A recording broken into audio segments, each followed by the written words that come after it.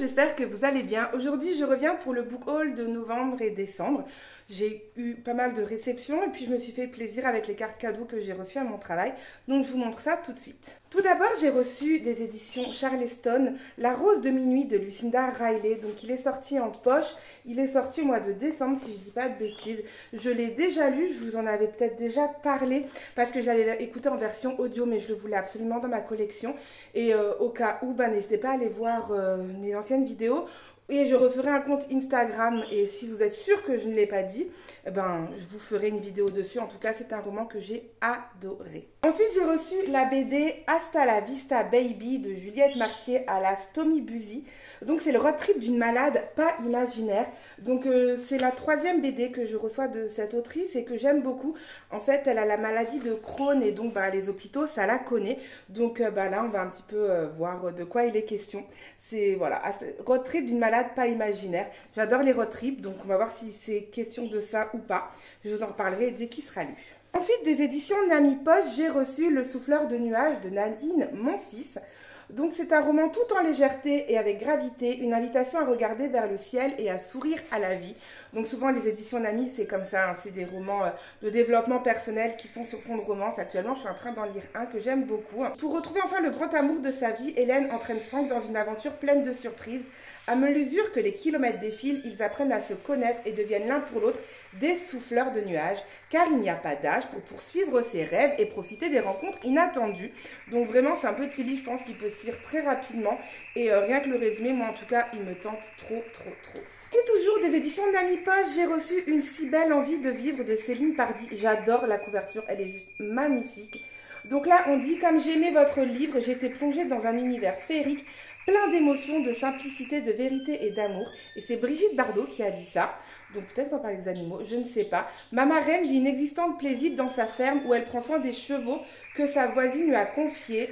La vie s'écoule dans la douceur et l'harmonie jusqu'au jour où elle est terrassée par un AVC. Rose et Jojo, qu'elle a accueillis et élevés lorsqu'ils étaient petits, se précipitent à son chevet.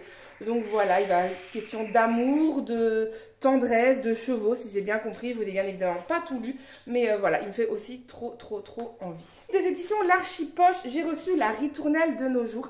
En fait, Mylène des éditions L'Archipel m'a contactée pour savoir si je voulais recevoir ce roman parce que je suis plus partenaire avec eux, mais elle sait que j'adore les romans de Marie Joudinot et donc je dis oui avec grand plaisir. Donc ça fera partie de l'une de mes prochaines lectures. Donc là, on part à Paris en 2006 et à Nice en 1973. On va faire la connaissance de Émile et de Sophie.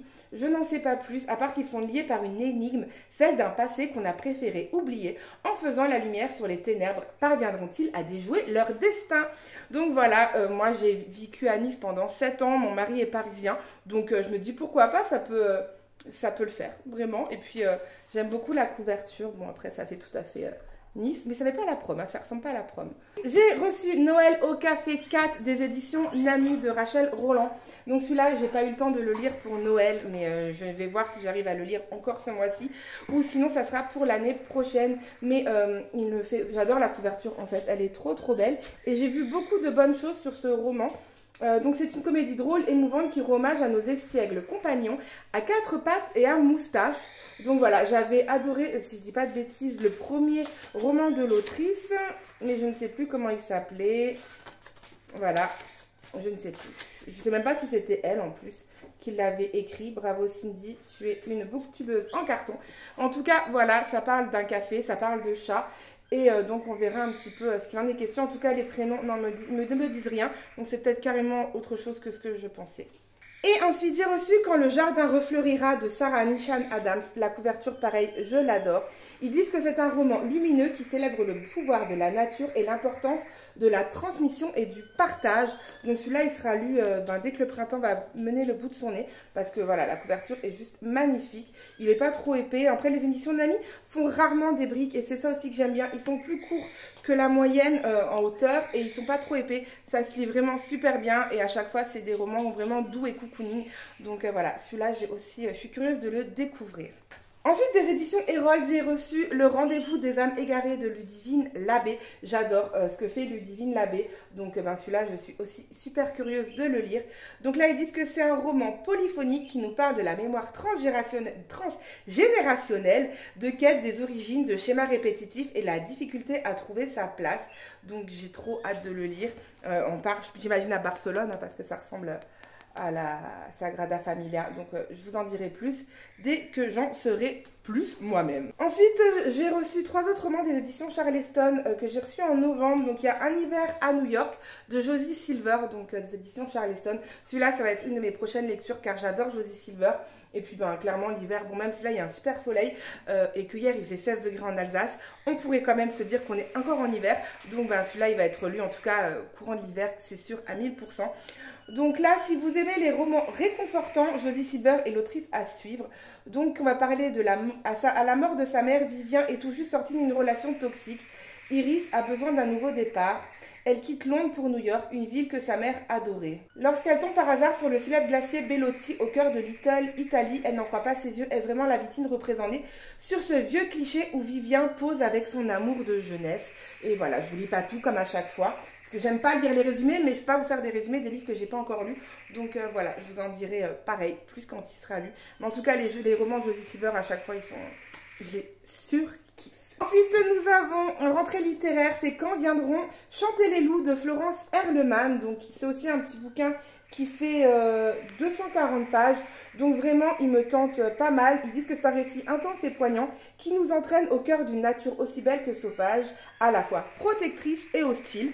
Donc voilà, j'ai hâte de le lire. La couverture, je ne sais pas si vous voyez, c'est vraiment l'hiver et tout. Donc il sera aussi lu très prochainement. Bon là, j'ai pas encore fait mon bilan l'année 2024, mais j'ai plein d'objectifs. C'est toujours les mêmes chaque année que je n'arrive pas à faire, mais cette année, j'y crois. Et ensuite, le dernier roman que j'ai reçu avant de présenter ce que j'ai acheté, c'est Les 4 petits meurtres de Noël de Alexandra Benedict. Donc c'est le 3e roman qu'elle sort pour Noël. Donc je suis assez curieuse de le lire. En tout cas, moi, il me tente énormément. Donc là, c'est un cosy mystery qui est décalé, qui met en scène une enquête rocambolesque à l'approche de Noël. Donc c'est un peu comme les autres romans. Après, c'est vrai que Meurtre sur le Christmas Express, je vous avoue que je l'avais abandonné parce que j'arrivais pas. Vraiment, j'arrivais pas à rentrer dedans. Petit meurtre à Egdem, j'avais bien aimé, donc on va voir celui-là, de quoi il est question.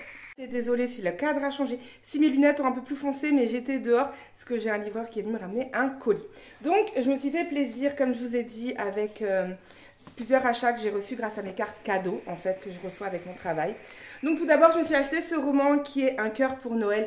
Clairement, j'ai plus besoin de vous le présenter. C'est une romance de Noël de Sophie Jomain, où il faut ouvrir à chaque fois, chaque page en sorte de calendrier de l'Avent.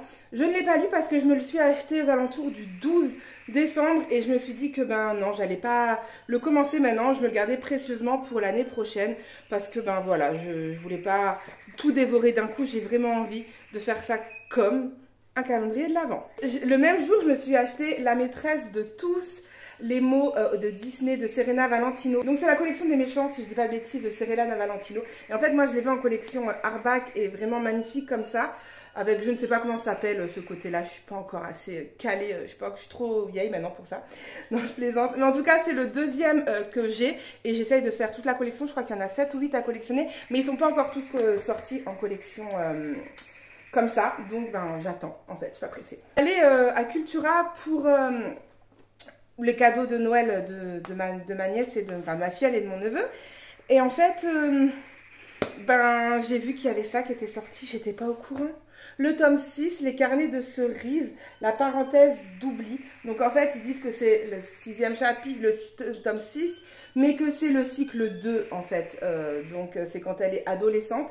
Donc j'ai vérifié 20 fois, il est bien sorti en 2024, décembre. Donc voilà, j'étais pas au courant. Je suis une grande fan des carnets de cerises. Donc clairement, quand je l'ai vu, je me suis dit non mais en fait je peux pas le laisser quoi. Et mon mari m'a dit prends-le. Je de toute façon j'allais le prendre. Donc voilà, j'étais trop heureuse et voilà, je suis trop heureuse. Mais je l'ai pas encore lu, je vais le déguster, je pense. Et ensuite je suis allée faire des courses à Leclerc.